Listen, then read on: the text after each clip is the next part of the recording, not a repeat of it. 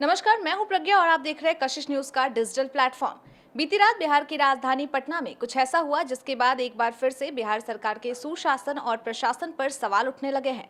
दरअसल बीती रात को कारोबारी गोपाल खेमका की गोली मारकर हत्या कर दी गई, जिसके बाद लगातार विपक्षी पार्टी की ओर से बिहार सरकार पर सवाल उठाए जा रहे हैं और साथ ही पुलिस प्रशासन को भी अपनी चपेट में लिया जा रहा है। आपको बता दें कि इस मामले को लेकर मुख्यमंत्री नीतीश कुमार की ओर से समीक्षा बैठक भी की गई, जिसमें उन्होंने सख्त निर्देश दिया गया है कि इस कार्रवाई को जल्द से जल्द पूरा किया जाए। वहीं इस कार्रवाई को करने के लिए एक एसआईटी टीम का गठन भी किया गया है, जिसकी हेड एक महिला दीक्षा को बनाई गई है। अब देखना यह है कि आखिर दीक्षा को इस एसआईटी टीम का हेड क्यों बनाया गया, आखिर उन्होंने ऐसा क्या कुछ किया है जिसके बाद उन्हें इस काम के लिए चुना गया है। इस बात में जानकारी के लिए हमारे साथ रवि जुड़े हैं। रवि, एसआईटी टीम का गठन किया गया है गोपाल खेमका हत्याकांड मामले को सुलझाने के लिए, तो आखिर दीक्षा जिनका चयन किया गया है, जिन्हें हेड बनाया गया है, तो आखिर उन्होंने ऐसा क्या कारनामा किया, उनकी क्या कहानी है? देखिए, दीक्षा 2025 में जो आईपीएस का ट्रांसफ़र हुआ था, उसके बाद उनकी पोस्टिंग पटना सेंट्रल एसपी के तौर पे की गई थी।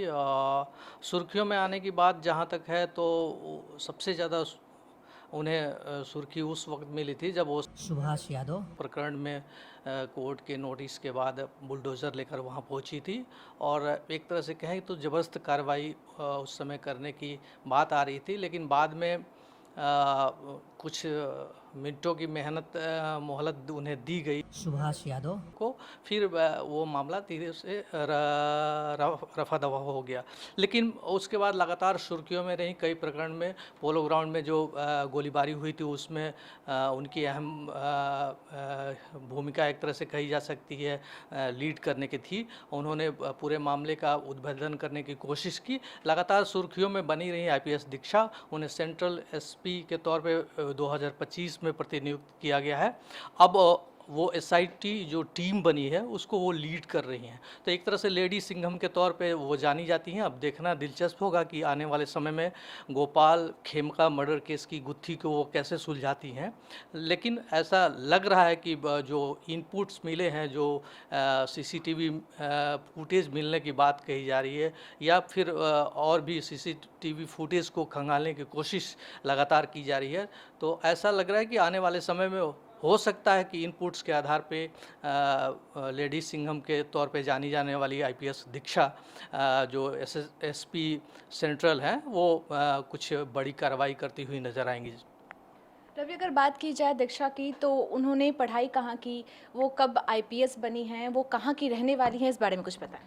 देखिए, आईपीएस दीक्षा जो है वो राजस्थान मूल की रहने वाली हैं और उनके पिता जो हैं वो एजीएम के तौर पे प्रतिनियुक्त हैं एचसीएल में, और उनकी माँ सरकारी स्कूल में टीचर हैं। तो एक तरह से कह सकते हैं कि फैमिली बैकग्राउंड एजुकेशन का रहा है। और पहली कोशिश में रेलवे सर्विस में वो गई थी, लेकिन फिर वहाँ से उनके पिता की इच्छा थी कि वो आईपीएस बने, तो उन्होंने सेकंड टाइम जो अटेम्प्ट लिया, उसमें थर्ड अटेम्प्ट में उन्होंने आईपीएस उनको ग्रेड मिली। उसके बाद हैदराबाद में जो ट्रेनिंग है वो हुई थी, उनको अवार्ड भी मिले प्रशिक्षण के दौरान। तो बहुत एक तरह से मजबूत एसपी के तौर पे जानी जाती हैं, और पढ़ाई लिखाई राजस्थान के साथ साथ कई जगहों पे हुई।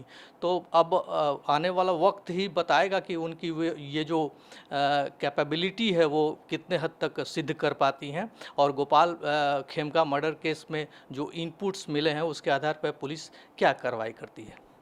रवि, अगर बात की जाए गोपाल खेमका मर्डर केस की, तो हम सभी ने उसका सीसीटीवी फुटेज देखा, जिसमें साफ तौर पर देखा जा रहा है कि अपराधी आते हैं, सामने आते हैं, गोली मारते हैं और आराम से वो निकल जाते हैं। उस दौरान पुलिस को भी सूचना दी गई, ऐसा कहा जा रहा है लोगों की ओर से कि पुलिस भी काफ़ी देर से पहुंची, तो इस पर आप क्या कहेंगे?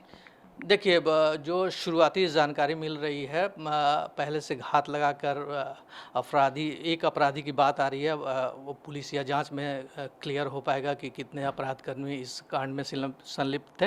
लेकिन एक अपराधी के इसमें संलिप्त होने की बात शुरुआती क्रम में आ रही है। घात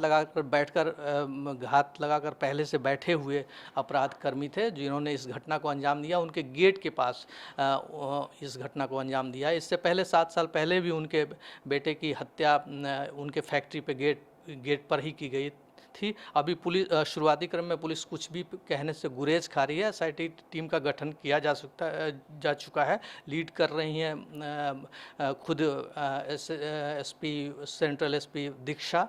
तो अब देखिए क्या होता है, लेकिन जो जिस तरह से उनका मर्डर किया गया है, पूरे शहर में एक तरफ से कह सकते हैं कि सनसनी है और क्राइम का जो ग्राफ है वो कितने हद तक अब नियंत्रित हो पाता है, ये देखना दिलचस्प होगा एक तरह से।